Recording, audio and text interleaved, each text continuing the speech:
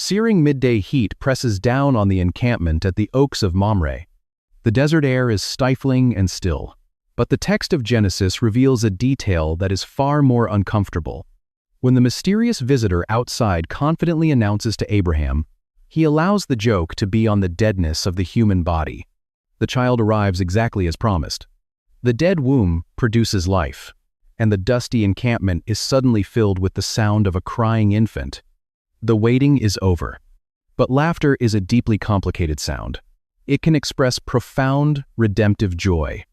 But it can also be used as a weapon. As the boy grows, the laughter in the camp is about to change tones. Soon, a different kind of laughter will echo near the tents, and it will threaten to destroy the entire inheritance. The piercing cry of a newborn infant cuts through the dry desert air. It is a sound that naturally belongs to the tents of the young, but here, it echoes among the aged. Picture the absolute physical shock of the moment. Sarah, 90 years old, with weathered skin and silver hair, is holding a squirming, breathing infant against her chest. The biological clock that had shattered into pieces decades ago has suddenly, miraculously restarted. The text of Genesis 21 opens with a drumbeat of absolute fulfillment. The Lord visited Sarah, as he had said. And the Lord did to Sarah, as he had promised. The repetition is deliberate. It drives home the central thesis of the story. The creator of biology is not bound by the decay of biology. Sarah herself marvels at the sheer physical absurdity of the miracle, that Sarah will give birth to a son by this exact time next year. Sarah does not fall to the ground in spontaneous worship. She exclaims, "Who would have said to Abraham that Sarah would nurse children? Yet I have borne him a son in his old age." She is not just holding a child. Her 90-year-old body is miraculously sustaining him. Nourishment is flowing from a place of absolute death. Moses, the author of Genesis, adds a crucial historical detail. The child was born at the set time of which God had spoken. The Hebrew concept points to a divinely scheduled appointment. God was not late. He was not delayed by the resistance of their bodies, the harshness of the desert, or the failure of their faith. Up to this point, the question has been chronological and physical. Will the child ever arrive? Now? At the midpoint of the narrative. The reality of the miracle forces a massive shift. The 25 years of agonizing delay are revealed not as a punishment, but as a deliberate staging ground. God, let human strength completely expire, so that divine intervention was the only remaining explanation. But step back and look at the architecture of the encampment. The arrival of the promised seed does not immediately bring perfect peace to the household. Instead, it introduces a dangerous, unsustainable tension. There are now two sons living under the same patriarch. On one side is Ishmael. He is now a teenager. The product of human manipulation, she does not weep with sudden gratitude. She covers her mouth in the shadows, and she laughs. He is the living, breathing result of Abraham and Sarah trying to force the promise through their own legal cleverness and cultural customs. On the other side is Isaac, the fragile infant, the son of the impossible divine word. Centuries later, the Apostle Paul will look back at this exact moment in the encampment and identify it as an allegory for the entire human spiritual condition. The attempt of the flesh and the miracle of the spirit are now occupying the exact same space. The son born of human effort is standing face to face with the son born of divine promise. This is not a situation that can last. Two contradictory systems of inheritance cannot share the same house. The friction is building rapidly beneath the surface. But the spark does not ignite on the day of Isaac's birth. The explosion is delayed for a few years, waiting until the child survives his most vulnerable, infant stage. The real crisis does not begin in the delivery room. It begins at the feast. In the harsh environment of the ancient Near East, infant mortality rates were staggering. Surviving birth was only the first hurdle. Surviving the perilous years of infancy was a monumental victory. When a child reached the age of 2 or 3, it is not a laugh of sudden joy or overwhelmed relief. It is the cynical, exhausted laugh of a woman who has heard this all before. and was finally weaned from his mother's milk. The family knew the boy was likely to live. To mark this massive milestone, Abraham throws a great feast. It is a day of tremendous celebration. The heir is secure. The promise is breathing, walking, and eating solid food. But as the music plays and the camp rejoices, Sarah's eyes lock onto a scene happening just on the edge of the celebration. She sees Ishmael, now a young man of perhaps 16 or 17, interacting with her toddler son. The English translations often struggle to capture exactly what Sarah saw. Some translations say Ishmael was simply playing with Isaac. Others say he was scoffing or mocking. But the Hebrew text uses a chilling, highly deliberate play on words. The word used to describe Ishmael's action is metzakek. It is a verb built directly from the exact same root as Isaac's name. Yitzhak. Ishmael is essentially Isaacing. He is weaponizing the child's name. The laughter that began as Sarah's cynical disbelief in the tent and then transformed into her overwhelming joy in the delivery room has now twisted into something deeply threatening. The older, stronger teenager, the son, born of human effort, is mocking the fragile son of the divine promise. Sarah immediately understands the danger. She looks at her own failing biology, long past the natural age of childbearing, and she looks at her ancient husband. This is not harmless sibling rivalry. In the ancient world, the older, established son of a proxy servant could easily dominate, marginalize, or even eliminate the younger, legitimate heir once the patriarch died. Ishmael's mocking is a direct threat to the covenant inheritance. Sarah's protective instinct violently erupts. She storms to Abraham and delivers a devastating ultimatum. Cast out this slave woman with her son, for the son of this slave woman shall not be heir with my son Isaac. The demand shatters Abraham. The text says the matter was very displeasing in his sight on account of his son. We must not miss the human agony here. Abraham loves Ishmael. He has raised him for nearly 2 decades. He has poured his life into him. The thought of sending his flesh and blood out into the lethal expanse of the desert is unbearable. The human cost of the covenant is suddenly tearing his family apart. But God intervenes, and his verdict is startling. He tells the grieving patriarch to do exactly what Sarah asked. God promises to protect Ishmael and make a nation of him. But he draws an absolute, unbending line regarding the covenant. Through Isaac shall your offspring be named. The inheritance cannot be shared between the product of human manipulation and the product of a divine miracle.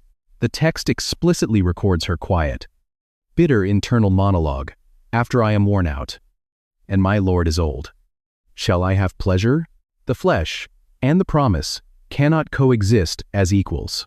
Abraham rises early the next morning, places water and bread on Hagar's shoulder, and sends his firstborn son away into the wilderness. It is an agonizing, tear-stained separation, but this painful fracture secures the promised seed.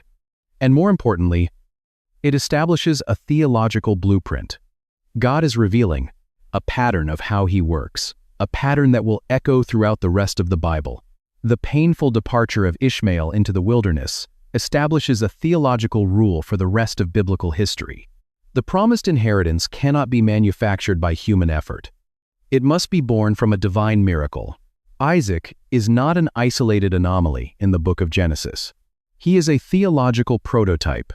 Once we recognize the mechanics of his birth, a massive architectural pattern begins to emerge across the entire text of Scripture. Notice what keeps repeating. When Isaac grows up and takes a wife named Rebekah, she faces the exact same biological dead end. For 20 years, her womb is closed. Isaac must plead with the Lord, and only through divine intervention does she finally conceive. She is not rejoicing at the announcement of a miracle. She is laughing at the absolute absurdity of the promise. A generation later, Jacob's most beloved wife, Rachel, cries out in the agony of barrenness, weeping that she will die without a child. God eventually remembers her, and she gives birth to Joseph, the future savior of the family. Centuries later, a woman named Hannah stands weeping silently outside the tabernacle in Shiloh, her womb locked, until God miraculously intervenes to bring forth the prophet Samuel. This is not a coincidence. It is a divine strategy.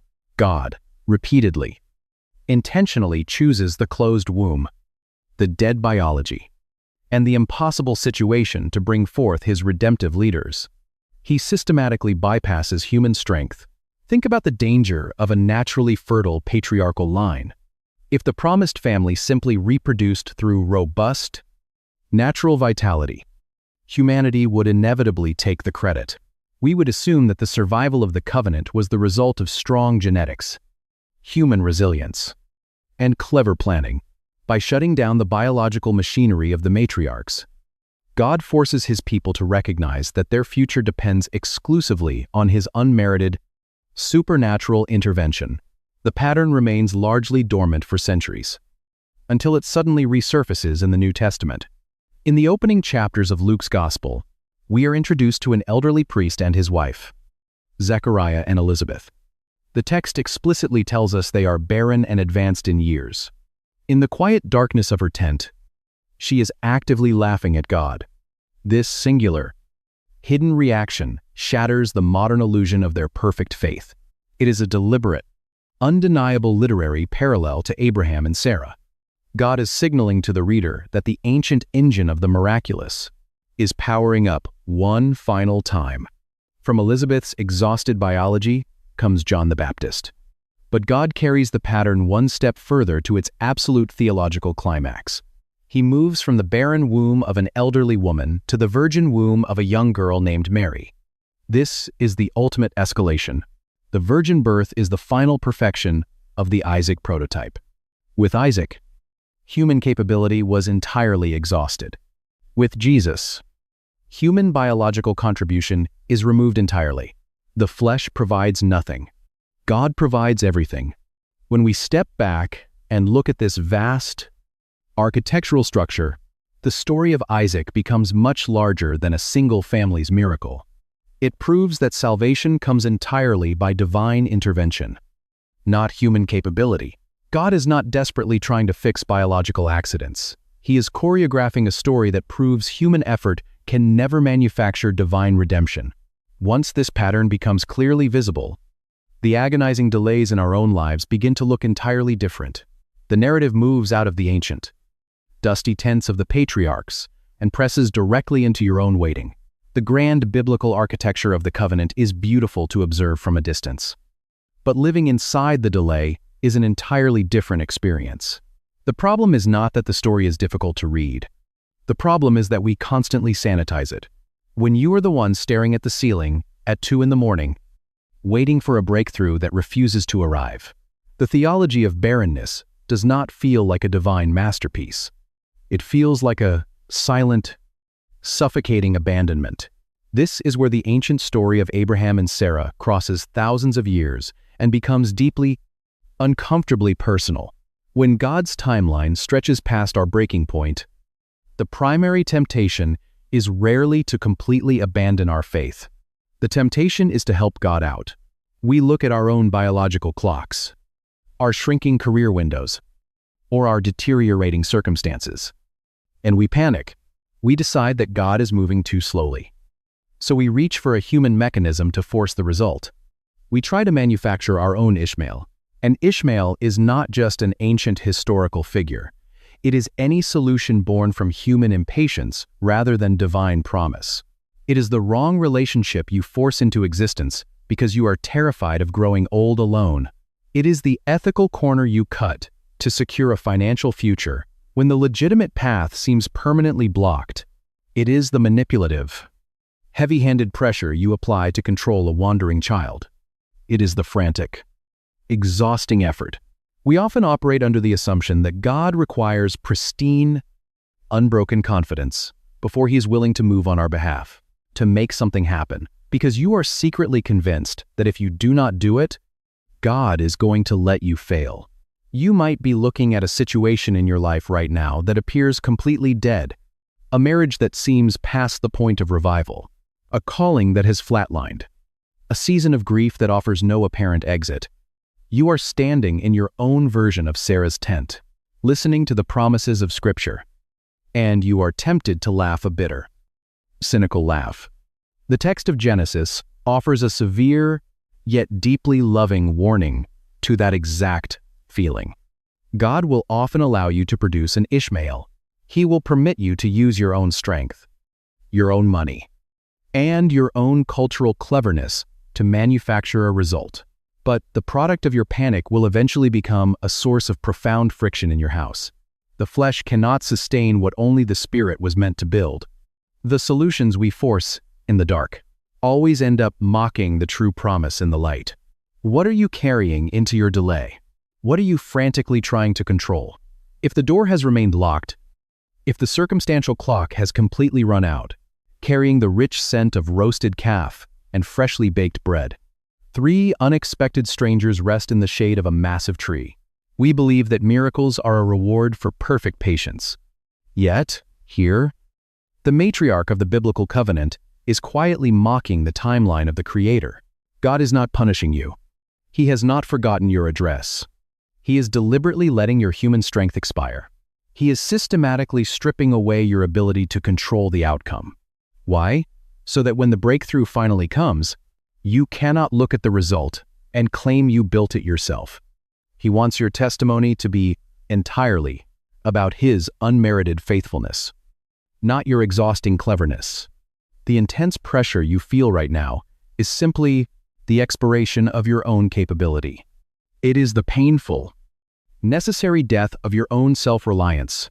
God is waiting for the tomb of your own effort to seal shut, because He specializes in resurrection. But what happens when human strength finally hits absolute zero, and God decides that the appointed time has arrived? What happens when the decades of agonizing waiting finally end? To understand the final emotional destination of this long journey, we have to return to the opening scene. And we have to look at what happens to the laughter. The story of Isaac is not merely a biography of a wealthy ancient family. It is the definitive revelation of how God relates to human weakness. The question is not simply whether the miracle of Isaac's birth actually happened. The deeper question is why God deliberately waited until the promise. When we zoom out and look at the entire narrative, it compresses into 3 unshakable truths. First, human impossibility is not a barrier to God. It is His preferred starting point.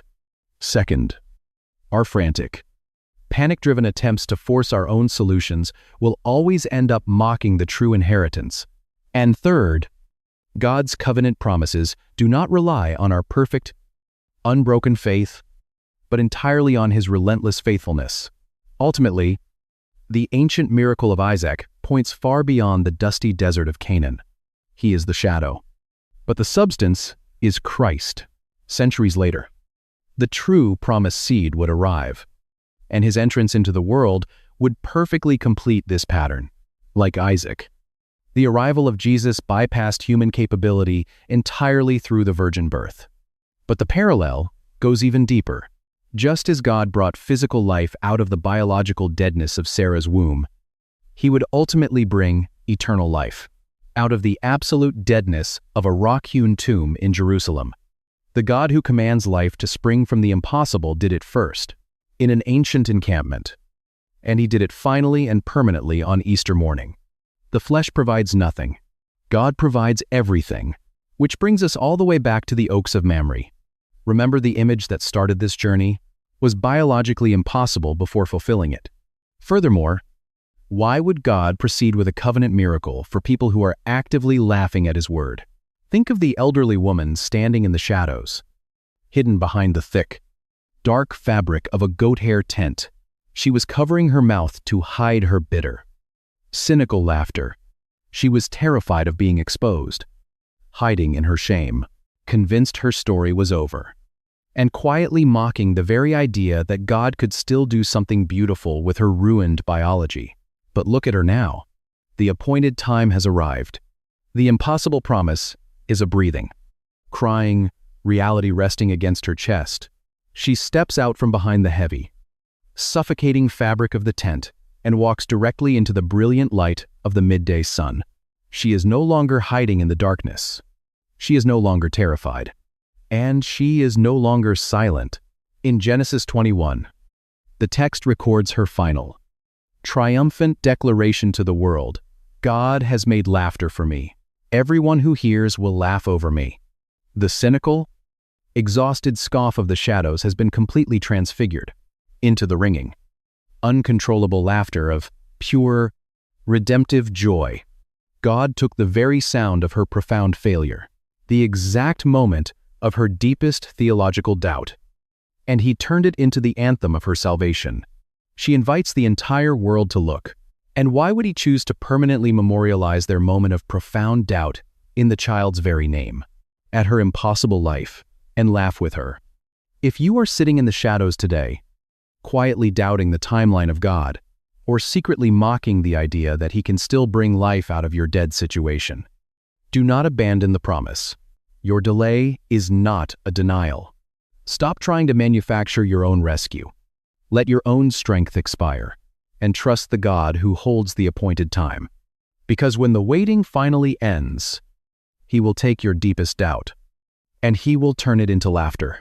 This is not ultimately a story about human patience. It is a story about divine faithfulness, overcoming human limitation.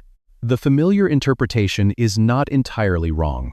It is simply incomplete, stripping away the raw human failure that makes the grace of the passage so spectacular.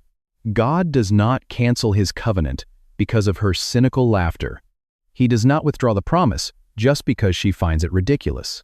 But the silence in the tent does not last. The visitor hears the laugh, and the tension immediately escalates. To understand why she laughed, and why God allowed the clock to run completely out on her biology, we cannot look at her reaction through a modern, comfortable lens. We have to step into the ancient world and understand exactly what 25 years of waiting does to a family, a legacy, and a human body. Eating a meal hurriedly prepared by an elderly man who only hours earlier was sitting quietly at the door of his home. 25 years is an agonizing amount of time to wait for a promise. When Abraham first heard the voice of God calling him out of Haran, he was 75 years old. At that moment, the promise of a great nation seemed difficult, but perhaps not entirely impossible. But as the decades dragged on, the biological window quietly closed, locked, and sealed itself shut. To understand the depth of Sarah's cynical laughter behind the tent flap, we have to grasp the brutal historical reality of barrenness in the ancient Near East. In the patriarchal world of antiquity, the inability to produce an heir was not simply a private emotional sorrow. It was an existential and economic crisis. Without a son, there was no continuation of the family name, no one to inherit the wealth they had accumulated, and no one to protect the aging parents. A family without an heir was a dying tree, waiting to be uprooted. The silence of God drove them to desperation, and that desperation drove them to the culture around them. 10 years into their wait, Sarah made a decision that modern readers often view merely as a catastrophic moral failure. She gave her Egyptian servant, Hagar, to Abraham to bear a child on her behalf.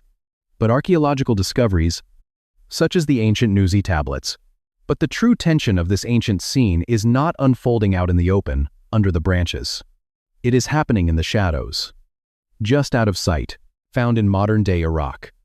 Reveal that Sarah was not just acting out of chaotic panic.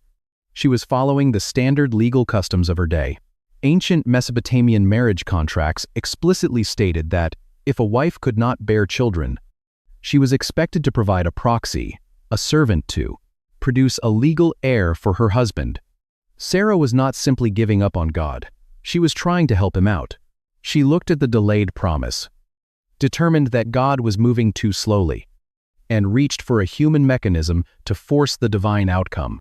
She attempted to manufacture the covenant through her own control, producing Ishmael. But God refused to accept their cultural substitute. He did not want a child born of human striving, legal maneuvering, or natural capability. He wanted a child of the promise. And so, he made them wait another 13 years after Ishmael was born. He waited until every ounce of human capability was completely extinguished. By the time the three visitors arrive at the Oaks of Mamre, Abraham is 99 years old. Sarah is 89. The text of Genesis is brutally honest about their biology, stating flatly that it had ceased to be with Sarah after the manner of women. The Apostle Paul, writing centuries later in the book of Romans, describes Abraham's body as good as dead, and specifically points to the deadness of Sarah's womb. Behind the thick, dark fabric of a goat hair tent stands a woman who has lived for nearly 9 decades. This was a graveyard of hope. There was no medical intervention, no cultural loophole, and no biological possibility left. The womb was a tomb. That is precisely why Sarah laughed when she heard the visitor speak. The very idea of life coming from her body was a biological absurdity. Yet, this absolute deadness is exactly what God was waiting for. He allowed the clock to run out completely so that when the child finally arrived, no one could credit Abraham's vitality or Sarah's legal cleverness. The delay was a deliberate staging ground for his undeniable glory. The physical impossibility was not a barrier to the promise. It was a requirement. And God was not about to let her hidden laughter go unchallenged.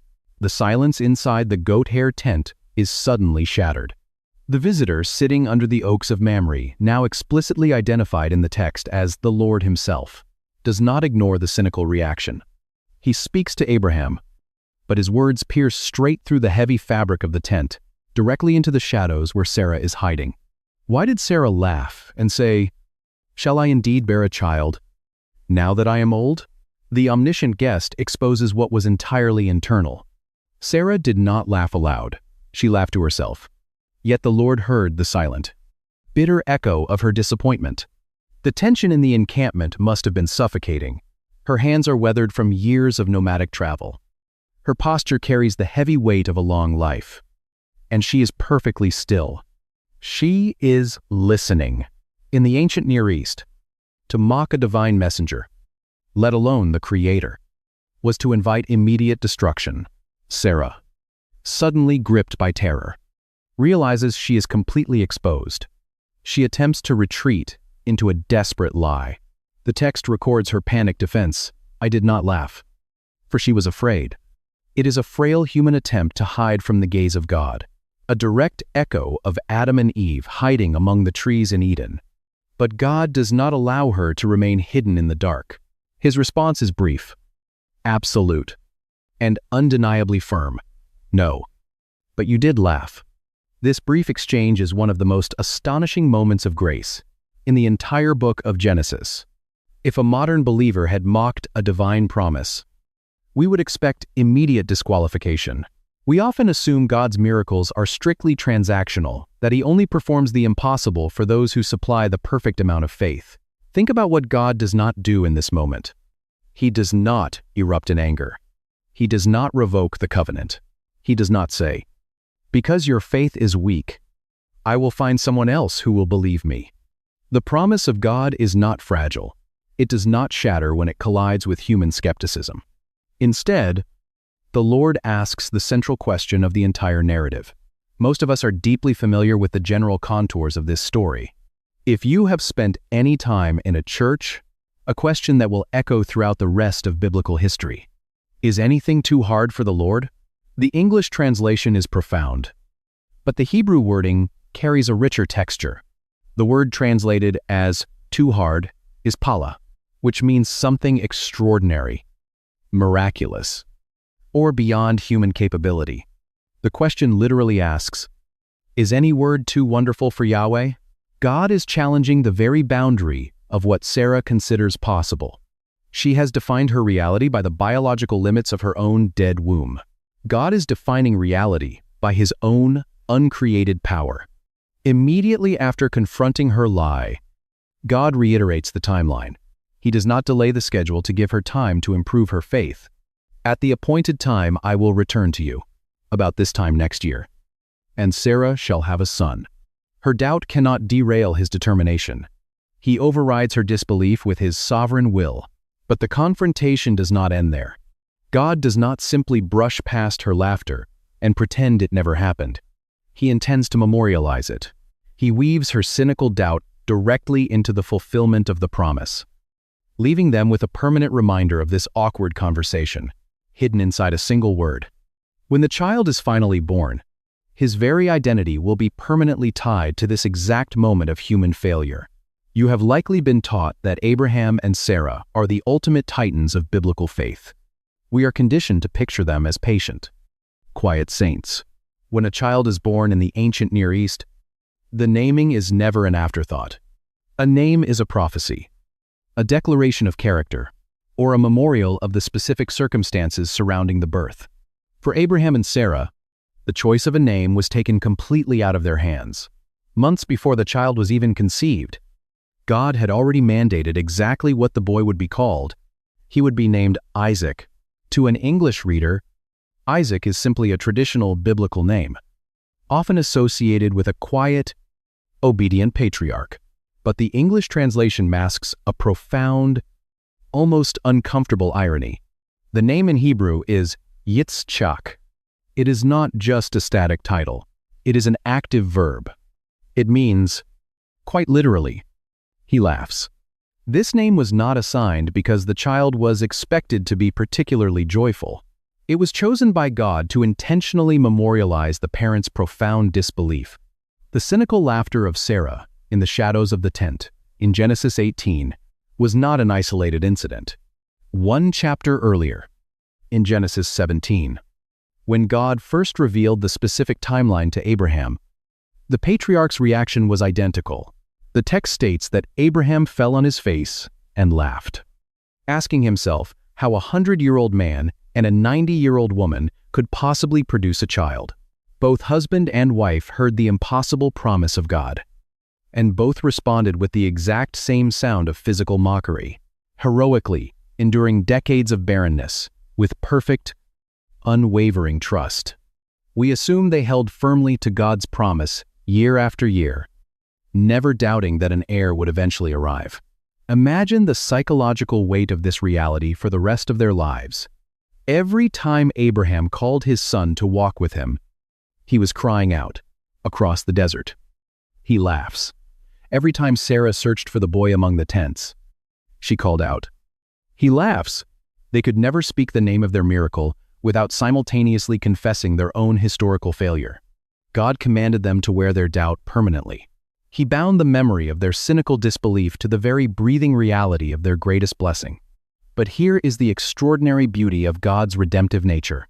He does not use the name to crush them with shame. He uses it to completely transform them. The name Yitzchak begins as a monument to human limitation. But the moment the child is born, the meaning of the word flips entirely. The laughter of cynical exhaustion is swallowed up by the laughter of absolute, overwhelming joy.